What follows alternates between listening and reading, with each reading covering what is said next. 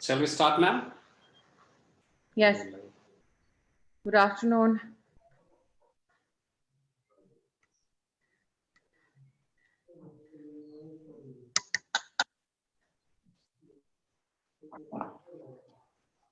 Good afternoon. Am I audible?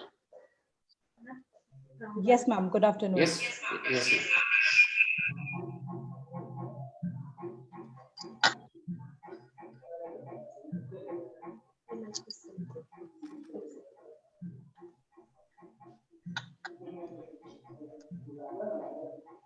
Shall we begin? Yes, please.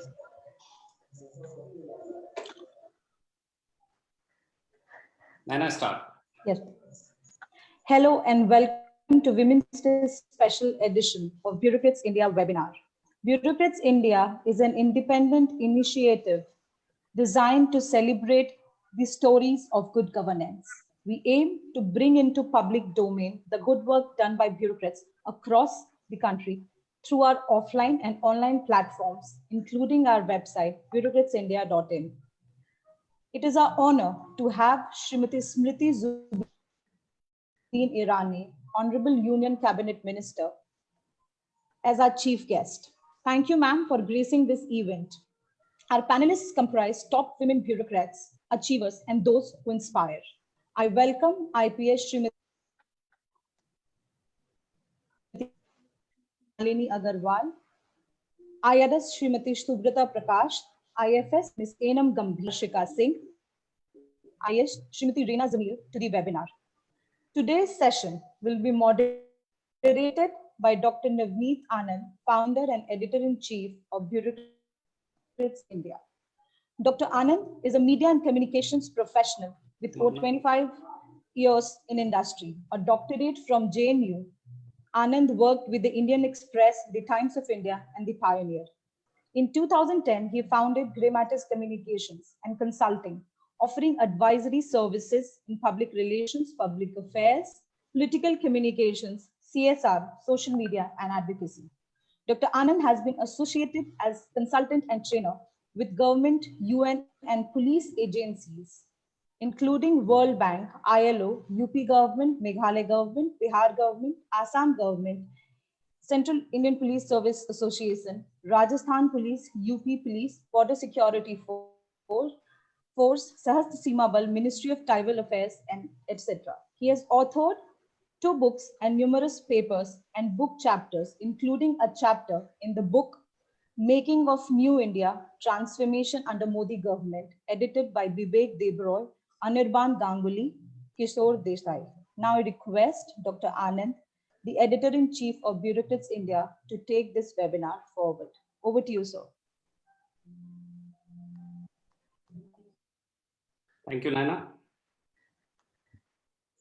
Adharaniya Mantri Srimati Smriti Zubin Irani ji, honorable panelists and esteemed guests connected with us through Zoom, Facebook, and Twitter.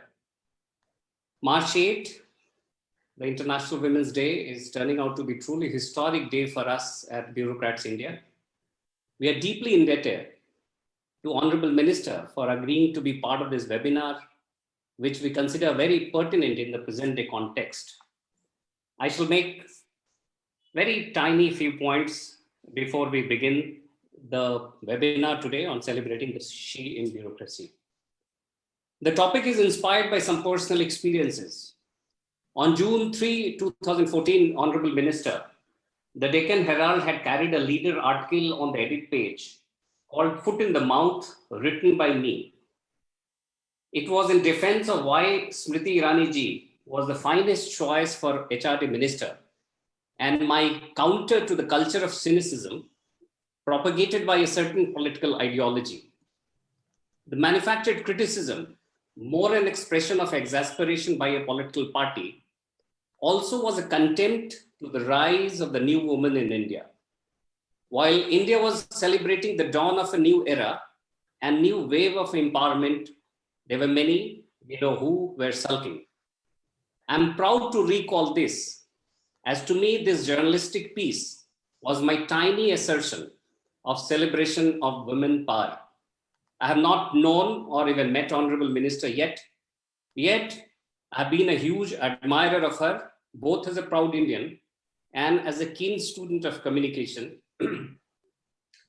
Later in 2018, while writing a chapter for a book on 4 years of Modi government, and especially when I was analyzing the Ujjwala program and its effectiveness, I came across some women bureaucrats who not only told me about the huge impact it was making towards women empowerment, but also that how they were more in sync and perhaps better equipped with no biases meant at all to ensure speedy implementation because they were able to empathize better. I juxtapose this with my observation and encounters with women bureaucrats during my journalistic career spanning over 13 years, and then subsequently as a communication professional. And all this left me thinking if there was merit in arguments about the embeddedness of masculinity in bureaucracy. While contemplating a topic of this webinar, I recalled those conversations. In a nice paper titled The Gender of Bureaucracy, one Kathy Ferguson had shed considerable light on the nature of bureaucratic discrimination. We are not here to talk all that, but to celebrate. In fact, my esteemed panelists know it much better than I do. We need far more women in bureaucracy than we have today, a little over 20%. However, for that to happen, the society has to respond and prepare. The webinar today is a tiny step in that direction, and the gracious presence of Honorable Minister Srimati Smriti Irani makes it a significant tiny step. We shall, as is customary, we shall begin by felicitating Honorable Minister. I'm very pleased to share with you, Honorable Minister, that our artist, Ankit, has drawn a digital painting portrait of yours that we shall put on the screen now. And joining me in this felicitation will be my esteemed colleagues, Jyotsna Sahai, Pooja Rai, Sweta Bharti, and Vigya Dwivedi. Ankit, you can, I'm just putting the portrait on the screen now.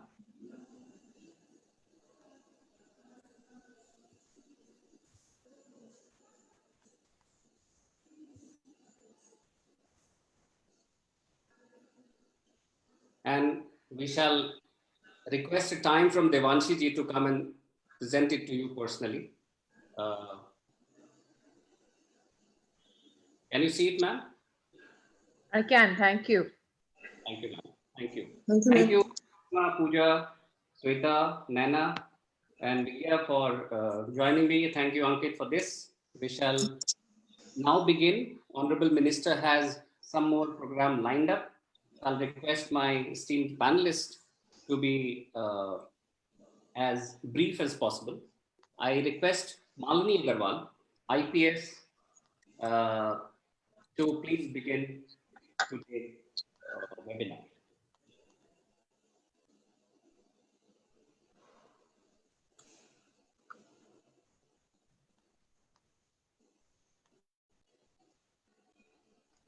You have to unmute, ma'am. Malini, ma'am. Honorable Madam, a very good afternoon to you.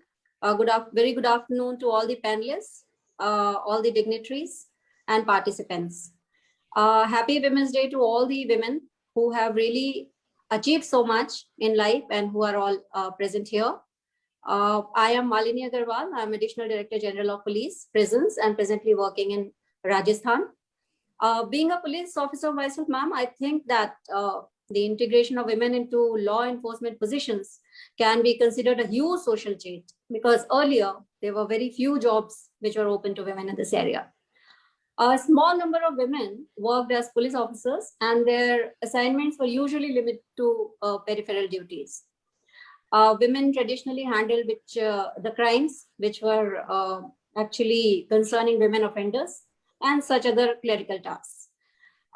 Even the workplace was not supposed to be women oriented in earlier days, but now so much has changed. When I joined as Assistant Superintendent of Police in Kota long back in 1997, I was working in a police station which did not even have a toilet. But so much has changed now, and we have so many facilities for our women police personnel. We have got toilets, we have got crash facilities for them, we have got restrooms, we have got changing rooms for women, which actually encourages them to move on and work with a lot of dedication and not leave their jobs in between, because policing is quite a strenuous job.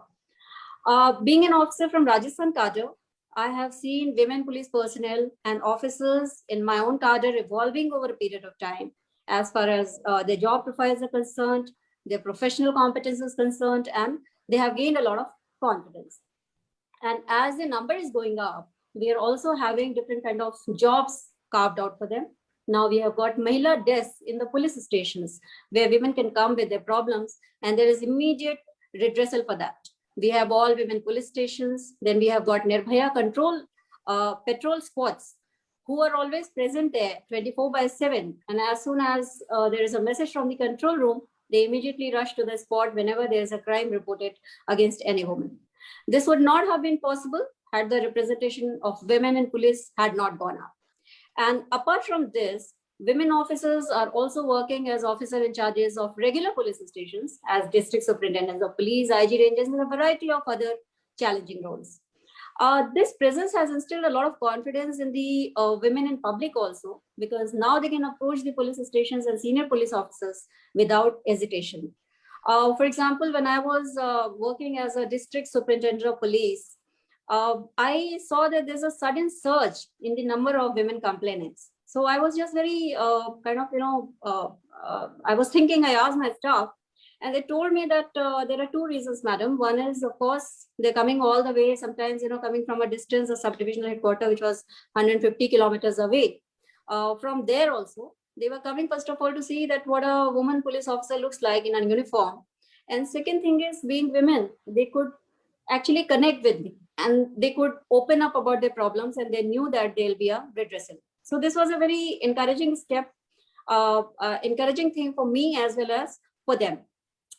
And this in turn actually helped me also in reaching out to women and to understand as to what all type of problems women face in the society.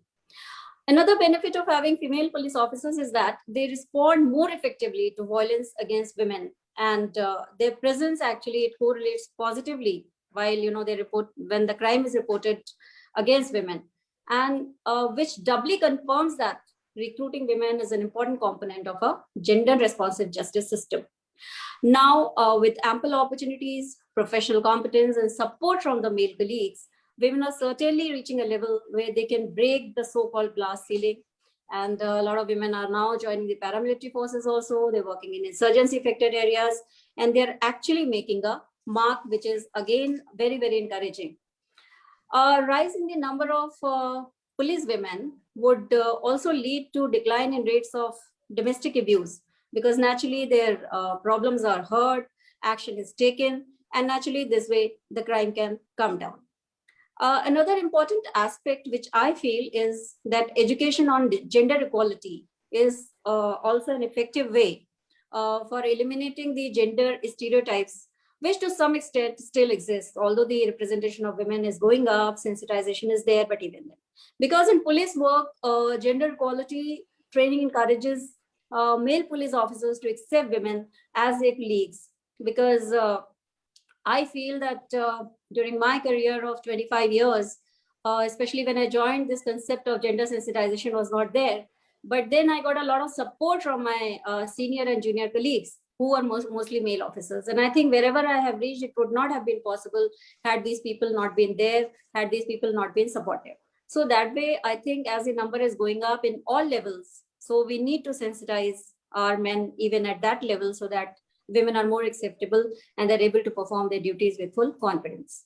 I think I would like to end here, ma'am, not taking too much time, because this is Women's Day. All I can say on behalf of all the police women is that though even now we have limited strength, we will try to acquire an image where our presence is meant to humanize the police force and add a different viewpoint to professional policing.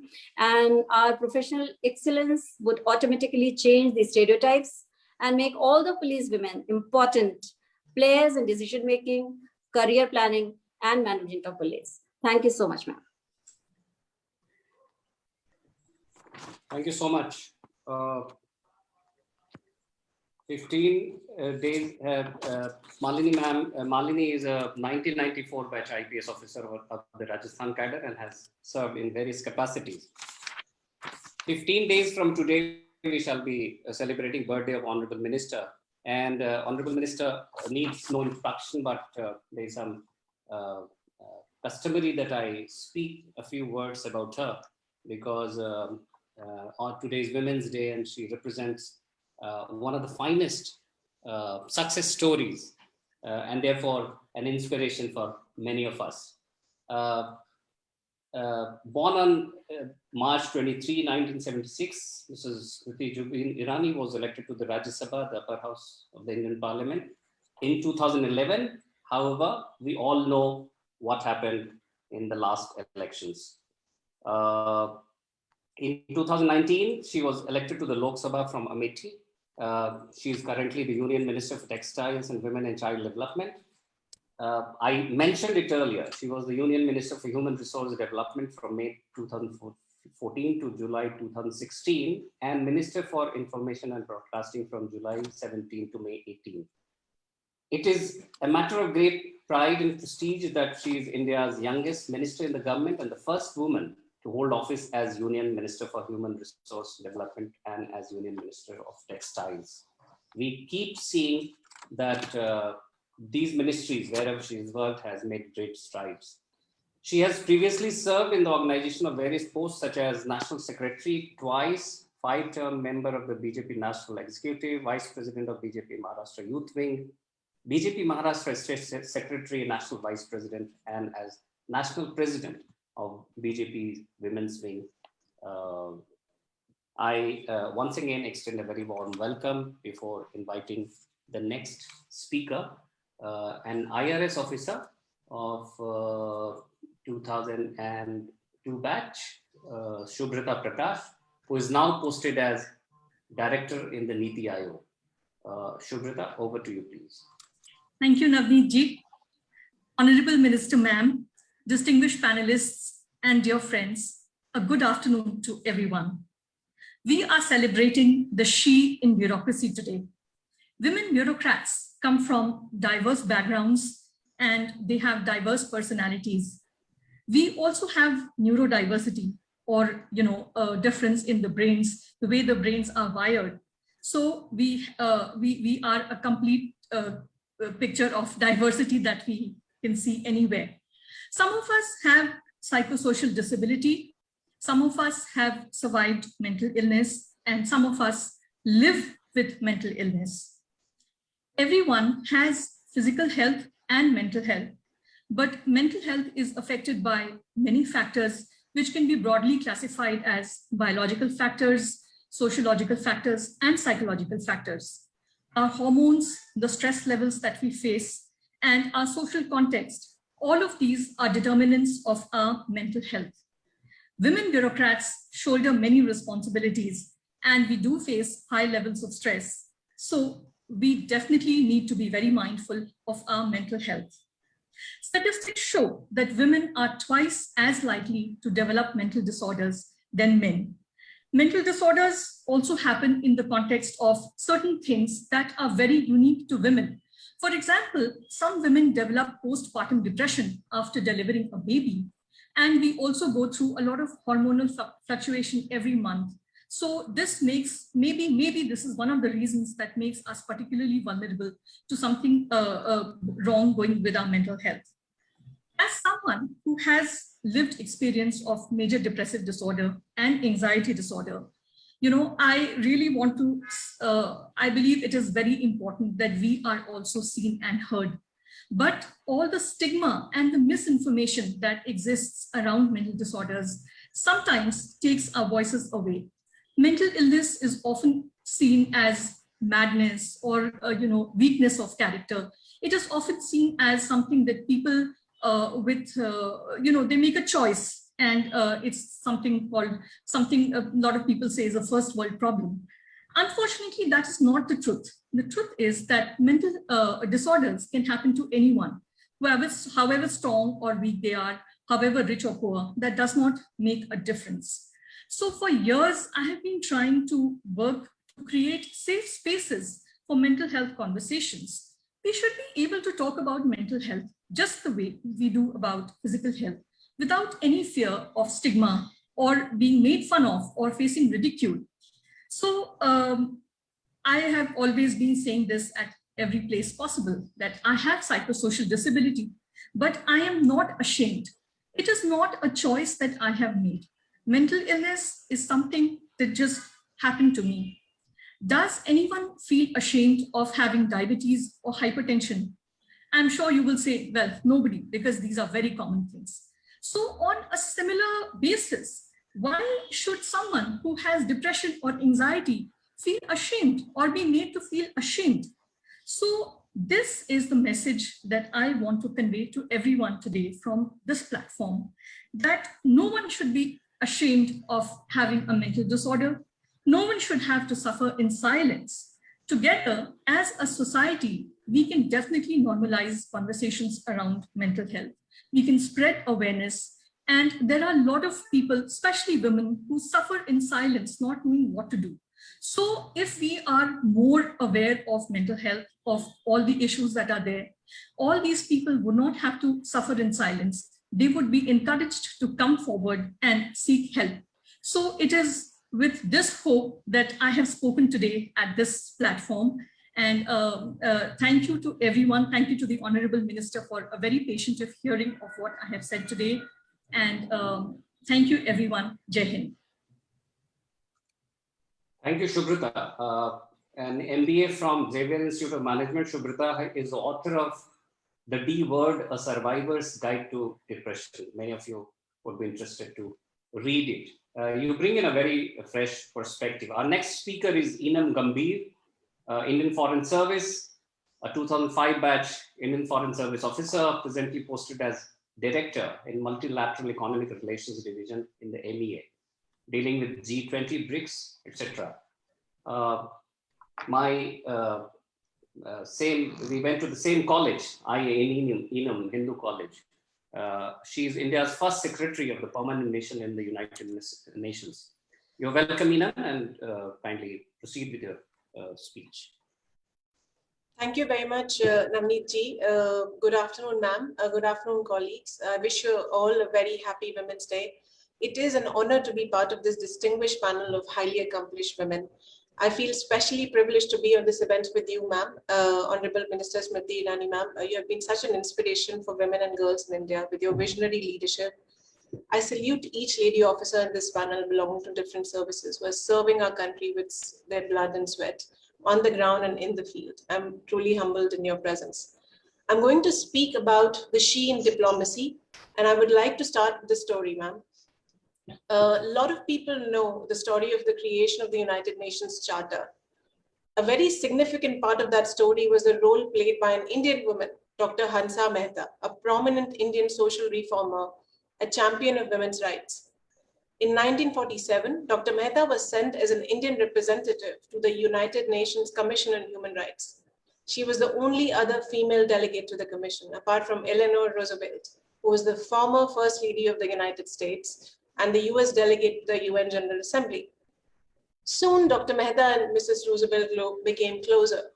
When Dr. Mehta arrived, she noticed that the commission was intensely debating the Universal Declaration of Human Rights, whose preamble said, amongst other things, all men are born free and equal, a phrase taken directly from the US Constitution. Struck by the exclusion of women in this phrase and the declaration, Dr. Mehta objected. She said, "Excuse me, colleagues, friends, Mrs. Roosevelt, if you say all men are created free and equal around the world, it will be all men, women not included." And so the word was changed to say all human beings are born free and equal. India, therefore, brought a gender balance in the United Nations Universal Declaration of Human Rights, which led to significant impact on promoting women's rights all around the world. It is the story of Dr. Mehta and such extraordinary women, often hidden in India's diplomatic history, which has inspired me and many of my friends and colleagues in the Indian Foreign Service. whether it was Ambassador Arundhati Ghosh, who successfully defended India's position on nuclear disarmament and opposed the Comprehensive Test Ban Treaty in 1996, especially when India faced tremendous international pressure, or Ambassador Nengcha Lugum and Ambassador Mani Meklai leading the evacuation of thousands of Indians from war zones in Lebanon and Libya. Women in Indian diplomacy have never ceased to inspire. 15 years ago, when I had joined the Foreign Service, little did I know that it will expand my horizon beyond my imagination and catalyze my growth in dimensions I would have never even conceived of. I want to thank all the extraordinary women who came before me and made my path so much more easier. Women who came before us have led valiantly, even while facing challenges and societal stereotypes. Women in diplomacy have bravely and calmly fought these stereotypes and have proved that they are bold, strong, resilient, and persuasive. We are continuing to work on changing the cultural biases and stereotypes which unfortunately still persist. Indian Foreign Service, unlike other civil services, is a specialized service dealing with diplomacy. In today's world, a diplomat not only serves India's interests in faraway lands, she feels India's pulse and makes it her second nature as she defends and protects national interests outside India, and the list goes on. An Indian diplomat today wears many hats, and all of them are made of the thread of Indian roots and traditions, or dialogue and non-violence. A famous strategist once said, "The true masters of strategy hardly use war." Through diplomacy, therefore, we achieve by dialogue and persuasion what the ancient and medieval world would otherwise achieve through violence and war. Diplomats work silently and quietly behind the scenes to attain national interests. There have been numerous studies done which demonstrate that women have several advantages which make them natural communicators, negotiators, and therefore natural diplomats. To be a master negotiator, you need to have a 360-degree understanding of the situation and patience. I think we women intuitively understand that it does not always have to be a zero-sum game. We have the ability to make it a win-win situation, and more importantly, to make it look like a win-win situation. That ability in women is unique, and therefore I believe that Foreign Service is one of the few services where women have an advantage just by being who they are. Here is a big hurrah to all those young women and girls who aspire to represent India all around the world. I can tell you from experience that pride is immeasurable. I thank you very much. Thank you, Enam. Thank you for that perspective. Our next speaker is Sonal Goyal, an IAS and an Administrative Service Officer of the 2018 batch, Tripura Cadre. She is currently posted as Resident Commissioner, Tripura Bhavan, and has served extensively in various districts across Tripura and Haryana in her previous assignments. An influencer, she is among the most visible on social media and an inspiration for many. Over to you, Sonal. Namaste and good afternoon. Greetings to Honorable Union Minister Srimati Smriti Irani ji. Madam has been an epitome of inspiration for all of us. Greetings to my fellow colleagues making strides every day in bureaucracy. And my heartiest congratulations to the team of Bureaucrats India for organizing this kind of a webinar. And I really feel privileged to be part of this very important and auspicious webinar, which talks about the she in bureaucracy. Women across our country have made their leadership presence felt across in all the fields, which includes administration, politics, education, space, armed forces, entrepreneurship at not only regional level, but also national at the global levels. But when we talk about she in bureaucracy, there was a time when women were not even allowed to appear for civil service examination. Srimati Isha Basant Joshi became the first woman ICS officer that was pre-independent. And after independence, Srimati Anna Rajam George, Madam, became the first IAS officer after independence. We are aware of Srimati Chokila Iyer Madam, who became the first women foreign secretary in 2001. We have seen women bureaucrats leading from front across all the services. We have seen recently women occupying the positions of chief secretaries of state. We had Srimati Keshni Anand Arora as chief secretary of Haryana recently. We have many women secretaries in Government of India. We saw Srimati Preeti Sudan Madam leading the fight against COVID-19 as Secretary Health and Family Welfare, Government of India. However, if we see the overall percentage of women in bureaucracy across all services, I think it is still less than 10% amongst the IPS, just close to 20% in the IAS, and maybe more than 25% in the revenue service. So as to say that the total percentage of women in bureaucracy across all services in our country is still not even 1/4. So what has been the reason? We all need to reflect. And if we want to improvise the system, we all need to take the steps. If I reflect back, mine was the first batch way back in 2008, which has a high women representation amongst the IAS officers. So I remember NDTV came for covering our batch in Labasna way back in 2008, wherein 2008 batch had 30% of the women IAS officers, 30% of the IAS officers as women. So that was a big thing which was being recognized, which was being appreciated. When we are seeing the roles of women bureaucrats, my fellow colleagues have also discussed about their experiences. We have seen women excelling not only in the field, but also at the policy implementation. We have seen, as part of me being the revenue administration, me being part of Tripura government and Haryana government both, I have seen women not only manning the districts, but also being at the forefront of service deliveries at Tehsil, at the blocks, at the panchayat level. And they have been doing it so more nicely as have been the male counterparts, and in many cases, even much better. But I would also like to mention that there are still few challenges which women officers face, but they make it a point that they keep moving forward. When we enter the service, our career and family progressions may not be moving in tandem. The similar time we get married, we are bearing the responsibility of family. And also at the same time, these are the initial years in which we are working in field. And the work hours are, so as to say, unlimited on many occasions. But this has never deterred us, and we have always kind of maintained that commitment. We have always maintained that zeal and enthusiasm and kept moving forward. In my own case, I come from a small, not small, but middle class family based in Haryana, Panipat. And I was the first one to join civil services.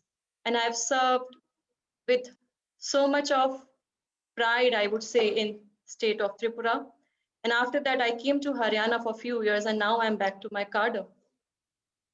The kind of resilience, the kind of courage, the kind of quick decision-making ability with empathy, with compassion, which women officers have, I think it gives the beauty of making our system more gender sensitive, more having gender orientation, which also makes us easily accessible to people, and people feel free to discuss their issues.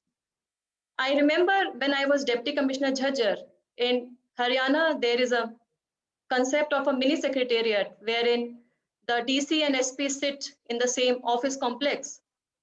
Gradually, I started seeing that even the complaints relating to police were coming to me. Even the women would come to me to meet me. So I kind of had that feeling that maybe they felt comfortable while discussing their issues, and they had that kind of confidence. When we are discussing about the And she we in wrap up bureaucracy, only. what should we be doing? I think it is very important to encourage our young girls to come forth. It is also important to provide the opportunities for higher education so that they can get the orientation. They can also dream to join civil services. And once they are joining, it is also important to create the ecosystem in which they get equal access to opportunities. In my own case, I have felt that the colleagues, that the officers at the senior levels have been very supportive. And we are slowly and steadily trying to have those opportunities, the kind of accessible infrastructure also, human resource, which is kind of enabling the women to excel in bureaucracy. So in the end, I would only like to mention that encouraging women in leadership is very important, and it brings gender orientation. It leads to policy legislations become more gender sensitive, and it contributes towards gender parity in society. What we as women cannot accomplish is, I think, nothing in this world. So let us encourage our girls and women to come forth, to join civil services, create an ecosystem which gives them equal opportunities, and sustain and move forward in services. Let us keep supporting each other. Thank you so much. Thank you so much. Jai Hind. Thank you. Our next speaker is Harshika, collector of Mandla in Madhya Pradesh, a master's of London School of Economics. She is an IAS of the 2012 batch. Harshika.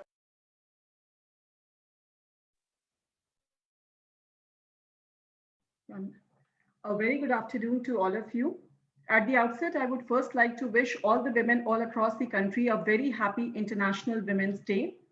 I've been asked to speak on the topic of women in governance. We all know that in absolute numbers, women administrators are minuscule. But I also strongly believe that even if we are less in number, we all have been blessed and given an opportunity and a platform wherein we can impact the life of millions of people all across the country. I strongly believe that as an administrator, we have the ability to impact someone's life even before he or she is born, and can impact it even at his death and even beyond it. I think Harshika ji, there is a request from Honorable Minister's office. There is a parliament is also starting today. So let us hear to her first, and then we shall continue. Yes. Okay, sure.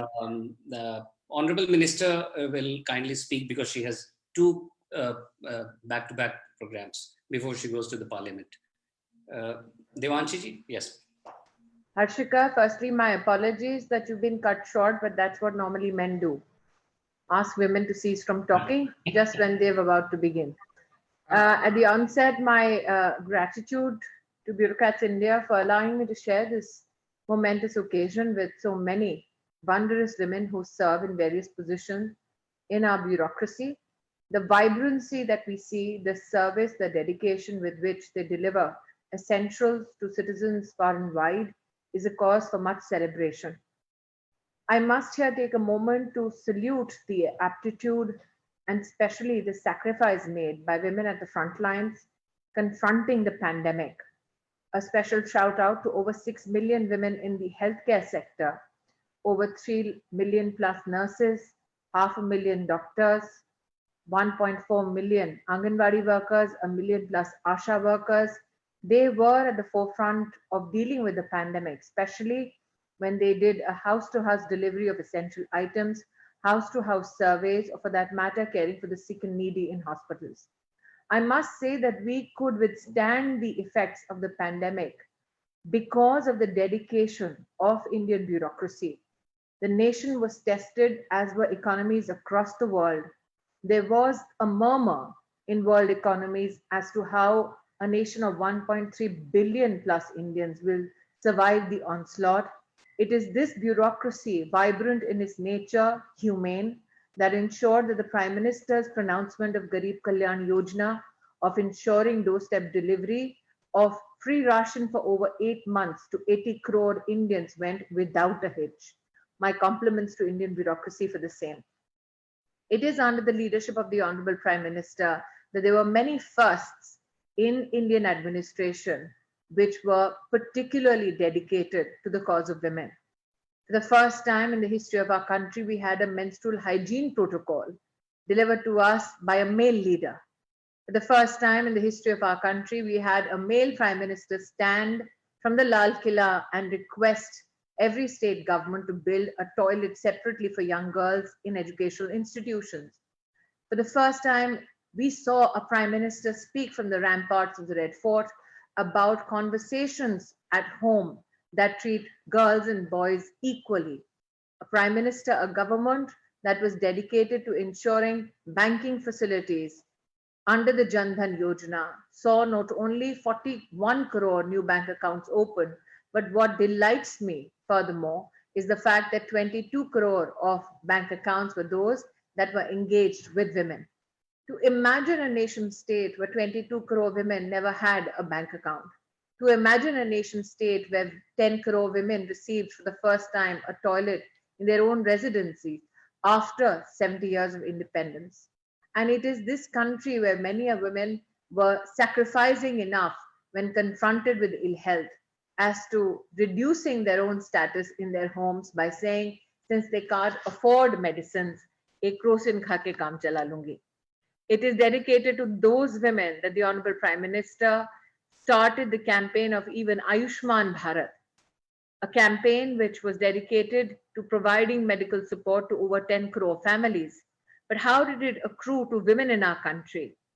There have been time and again conversations around medical challenges such as breast cancer and cervical cancer.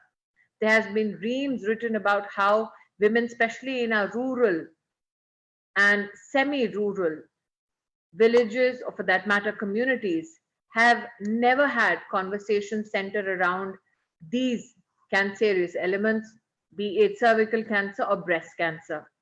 These gynecological needs of women were never catered to by administration. And today I'm proud to say that under the Ayushman Bharat Yojana, we see over 1 crore women in our country who have gotten themselves screened for cervical cancer and for breast cancer, a surprise for many in the health sector.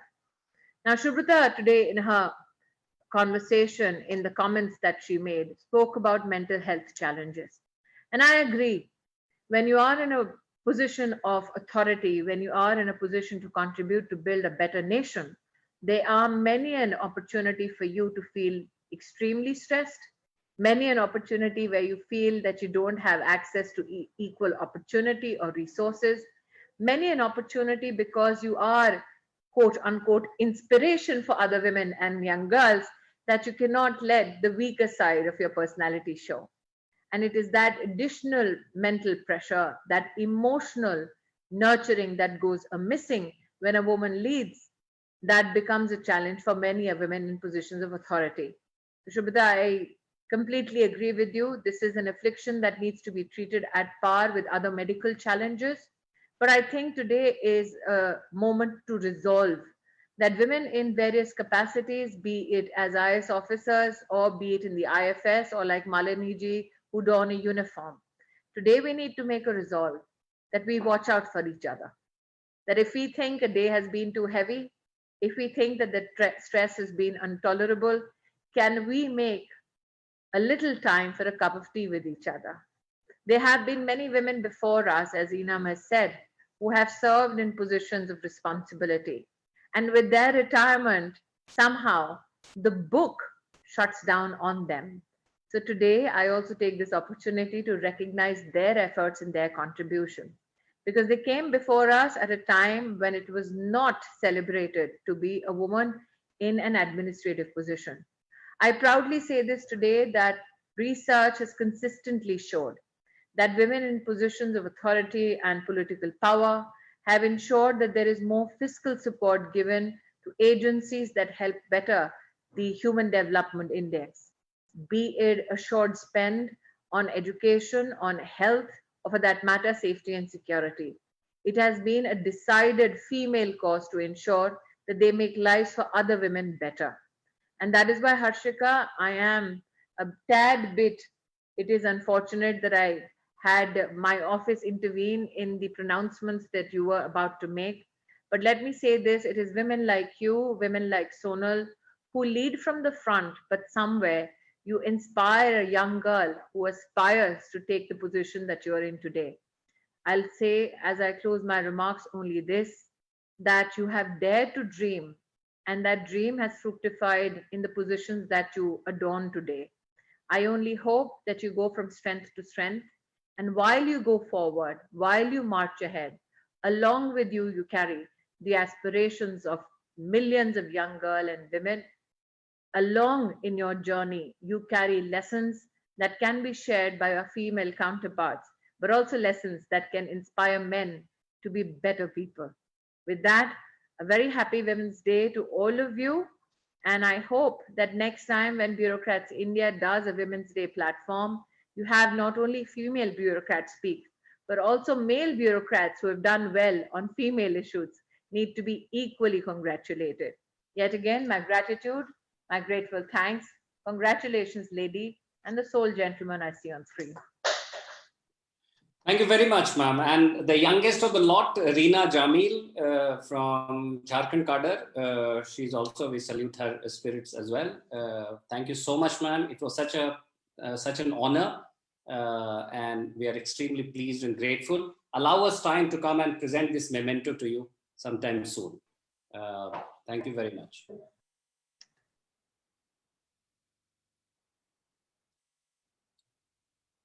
Harshika, you may please continue. Yeah, okay.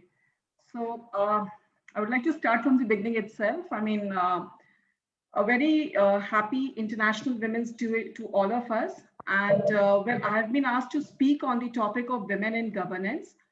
We all know that in terms of absolute numbers, we may be very minuscule. But I strongly believe that even if we are less in number, we all have been blessed with a platform and given an opportunity wherein we can impact the life of millions of people all around the country. I strongly believe that as an administrator, we are given an opportunity where we can impact someone's life even before he or she is born, up to and even beyond his death. And at times, I think that as an administrator, we work with almost all the arenas of administration. But as a lady officer, one arena with which most of us could relate to is women development and women empowerment. I think our country has come a long way in terms of women development, but still much needs to be done. And I strongly believe that whenever we talk about women development, it should always be a women-led initiative, more of a by the women, for the women, where one woman is helping other to rise up the ladder of development. Also, as an administrator, we happen to be, occupied various positions in different parts of the country. And some such experiences have a lifelong experience for us individually as well. For me, one such experience has been when I was posted as DM and collector of Tikamgarh district of Madhya Pradesh. This Tikamgarh district is a backward district. It's in the Bundelkhand area of Madhya Pradesh. It's a typical patriarchal district where almost all the aspects related to women related indices is always in red. It has an extremely negative sex ratio as well. As an officer, when we joined this district, we try to first understand the nuances of the working of the district, how it operates, what are the things. While perusing through the data, I came across the data of this one particular panchayat where the sex ratio was absolutely in extraordinarily in positive numbers. And it kind of rose that curiosity in me as to what was so special in this panchayat that it was standing out as compared to all other panchayat of the district. That curiosity forced me to go and visit this panchayat and see for myself as to what was happening there. As soon as I reached that panchayat, it was apparent to me that the number of women or the girls there were in large numbers. I could see girls and women all around. But it was also a very typical patriarchal society. Parda system was embedded to nth degree, and it was very difficult to strike a conversation with the women. With a lot of effort, we, however, succeeded in talking to them. And after talking to them, I was literally taken aback. These ladies told me that a typical married woman of the village was bearing around 4 to 5 and at times 12 to 13 girl child, only in the demand or the need for a male child. It was apparent to me that these women were not aware as to what this was doing to their health, what this was doing to them in terms of overall life. I happened to meet this lady called Gulab, who told me that her in-laws tell her that she should be in Parda and should stay at home and not come out because she is uneducated and people can make a fool of her. I also happened to meet this newly-wed daughter-in-law of this village. She was educated and she very confidently told her own side of the story. And she told me about almost all the aspects of women health and education, which I would have expected in the normal course for all other women of the panchayat to speak about.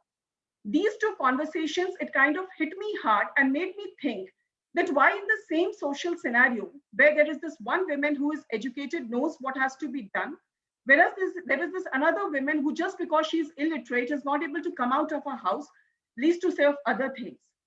That then made me realize that let's do something about it, and why not just mobilize these literate women of the panchayat and let them do the hand holding of other illiterate women and make them a part of the overall ecosystem where each one is helping the other. This led us to the conceptualization of the Mahila Gyanalaya work that we started in the Tikamgarh district, where a literate daughter was hand-holding her illiterate mother, literate daughter-in-law was hand-holding illiterate mother-in-law, at times grandmother-in-law. And it was an effort which was completely led by the women, for the women, and by the women initiative. We started off with 35 Gyanalayas. Today we have around 486 Gyanalayas with around 7,500 women who are a part of this entire social cause. And it's actually an absolute bliss to see some of these 80-year-old lady to sit and write her name, a word that she has been hearing for 80 years of her life, but now she can actually name it, she can write it, and she can sense it. I think this pious blessing is something which is happening. For me personally, it was a very, very blissful moment for me, not only as an officer, but as a human being. And I think such blissful moments are happening all across the country. And I would like to thank Bureaucrats India for giving a platform, for bringing out such kind of stories where we are able to see such blissful movements, and that gives us that much needed motivation, that courage, that in spite of all the odds, if a woman supports another woman, we all can rise up the ladder.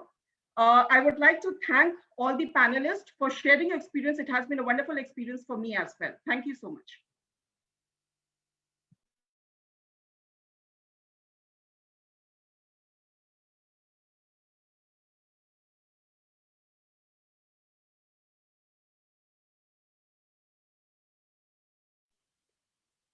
Thank you very much, Harshika. That was sharp and pointed and passionate. Our next and last speaker is the very young 2019 batch IAS officer, Reena Zamil. Congratulations to you on Women's Day. You recently got married. Reena, can I see you? Oh, yes. And thank you. Many congratulations and welcome to this platform, and you may kindly share your perspective on the topic today. Thank you so much, Navneet ji. A very good afternoon to all my seniors and dignitaries on panel. Many already have last speaker. So my topic was grassroots and innovation. Actually, I have internet connectivity issue. Can I just mute my video? Sure, no issues. So, as my seniors have much experience in field, I have very recently joined, but in a very short span of 1 year, during probation, we visited lots of places, and the three things that stuck to my mind, and I feel is very important also, three things, different fields, but very much impacted me. The first thing was, in rural areas, generally we don't pay focus on hygiene issues. So there I realized that one lady, one SHG group is working very hard in a very far-flung area of Bastar. In one of the blocks, they are making sanitary napkins. And they're not only making sanitary napkins, they are going from here to there to convince women of those areas to use it and telling them the benefits. And just the adjacent village, when I visited there, I found another SHG who's not producing sanitary napkins, they are buying it from somewhere else, but still they are in the process of creating awareness. So these are very small initiatives which, while living in an urban area or coming from the area where these are easily available, we don't realize the importance of it. But for health and for hygiene, these are really very primary things that a woman needs. The second thing, when there was a discussion going on mentally disturbed women, or this is something mental disease which we don't consider as disease. So I came in contact with one of the organization in Bastar who was working on the ladies roaming around. They are exploited physically and they are mentally disturbed. They don't have anyone in family to take care of them. So when they contacted me for some support and for help, then I realized that in bureaucracy, it is very important to have the human and the emotional touch. And when a women join bureaucracy, they actually put more emphasis on these things. So in association with Collector Sir, we actually led a drive where all mentally disturbed women were identified, they were taken to hospital, and the organization and it was very ironic to know that the organization was led by a single mother, and she was doing it like she is taking care of the lady, she is arranging everything for her without any support and without any fund. So that was very impressive for me, that seeing her zeal to work on these areas, despite so much, like somebody saying you need not to work for 10 to 12 hours, you need not to go out to help these women in night, but still she was so determined to go and working for these women. The third thing I found is for in field of women empowerment, one lady was there without any support from family, or she was running an organization which is creating food of different types, like they are creating millet biscuits of those who are produced locally in areas. They are making mawa laddu, because Bastar is basically the women and children are malnourished. So mawa is one of the very essential component for improving their nutrition level. So they are creating different kinds of pickle, those who are easily can be sellable, and they are not only selling it, they are actually training many women so that they can have a separate their earning and they can sustain their family as well. So these three incidents in different areas, but I found that okay, these are very important initiatives, and we as a women bureaucrat, we should recognize it and we should give them more support so that they can lead such initiative which can create a cascading effect or a chain effect to incorporate more and more women in these fields. And these are not only avenue for empowerment, we considered it as a business activity, but it was not only the income, but actually these are creating grassroots entrepreneurs. So those who are working as agricultural laborers, now they are transforming themselves into grassroots entrepreneurs, and they will create job opportunities and ultimately will create a space for Atmanirbhar Bharat. So thank you so much for inviting me on this panel. And you have I'm so saying much. in last, but greetings for Women's Day. And I also got to learn many things and many experiences from my seniors also. That's why it was really a humbled opportunity, and I'm really thankful. I'm sure. So Bureaucrats India is basically a platform to celebrate success stories like yours and all the great women sitting here. We have some quick questions. There is one question that I have received. Many of them are texting me from Malini ma'am. It says, what's been the inspiration? We have seen a rise of entry of many women IPS officers. Is it any difficult, or you are treated at par with male? They're a very cliched question, but I think makes sense to hear your perspective on this Yes. day. I think it's a very pertinent question because moment anyone sees a lady in uniform, this is the first question that arises. Yes, and especially the job profile is such. Well, let me tell you that once you join the Indian Police Service, of course now the number has gone up, and in fact in every batch now we have got about 25 to 30, sometimes more lady officers, police officers who are getting trained. So first of all, it is a training institute, the National Police Academy in Hyderabad, which prepares the officers, especially women police officers, to face these challenges later on in life. And as you go in the field, you feel that once you have donned your uniform and you have come to that position, people look up to you as an officer. Being a lady officer, yes, has its own advantages because you are more sensitive. You look at things with a different perspective. But as far as your colleagues are concerned, people are concerned, public is concerned, they look at you as an officer, as a person, in authority who can actually deliver. And if you're able to do your job, then it instills all the more confidence, of public, their faith in the policing and police system. And I think that way, as such, I have not had those kind of challenges.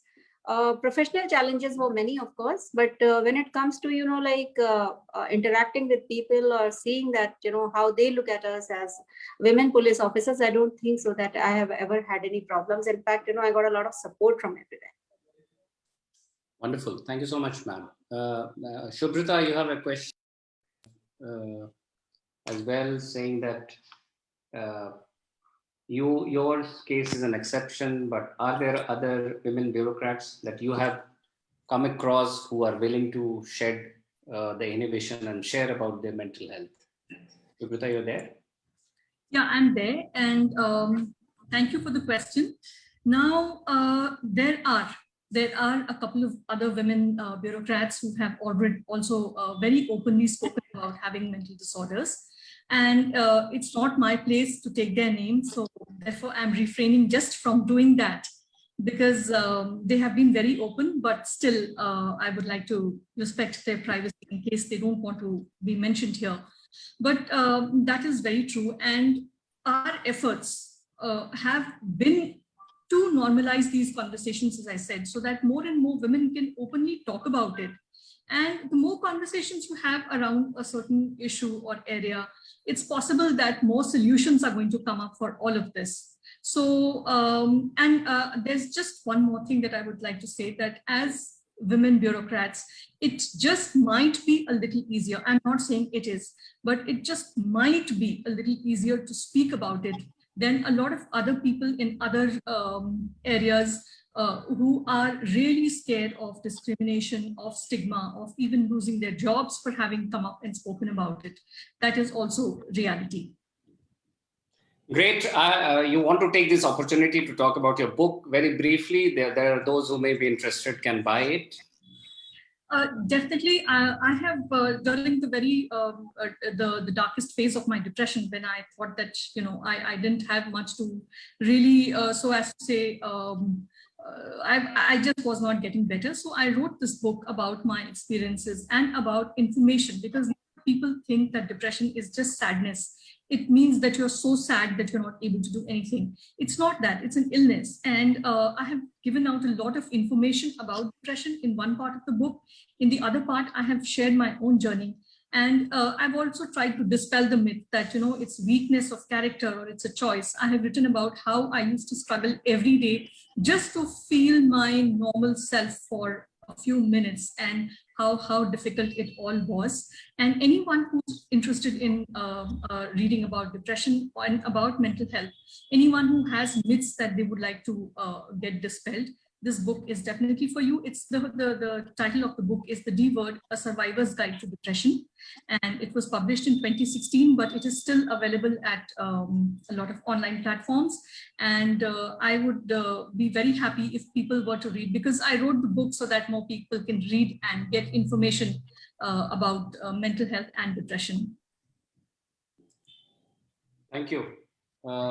Enam, we have had many illustrious women officers, as you also mentioned, donning the Indian Foreign Service robe and doing amazing laurels, bringing laurels for the country. What are the challenges, if any? There is a question for you. So she left. Ina Ma'am left. Okay. Okay, she had another program with her honorable minister. Sonal, is digital space more empowering? Because I'm asking to you because you have been an influencer on the social media space. You have demonstrated and have been an inspiration in the digital media space. Do you think for a bureaucracy, for the new age bureaucracy, especially for the women, digital mediums also kind of provide an enabling environment and helps you to express yourself much better and sharper? Any thoughts on this, Sonal? There is a question. Yeah, so I think now the way social media has been in our lives, so it is professionally, I mean, I have seen so many states coming up with the kind of a mandate, maybe a direct or an indirect mandate, that the officers or their organizations should be active on Twitter, in the sense that they should have Twitter handle or Facebook page. So one of the very important aspect which social media, the various platforms of social media try to do is that they kind of bridge the gap between the citizen and the government.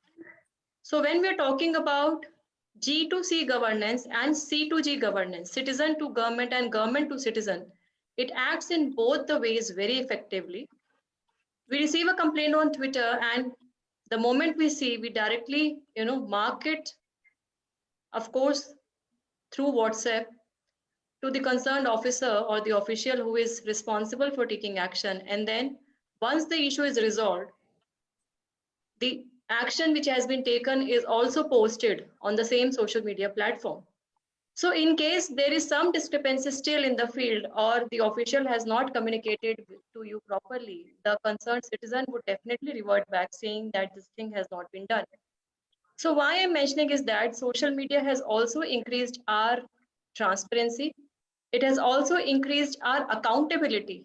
And I actually try to use it as a kind of more effective communication tool, and also to spread information about the government schemes, programs, and what role the citizens, especially the youth of our country, can play in nation building and contribute towards being more responsible.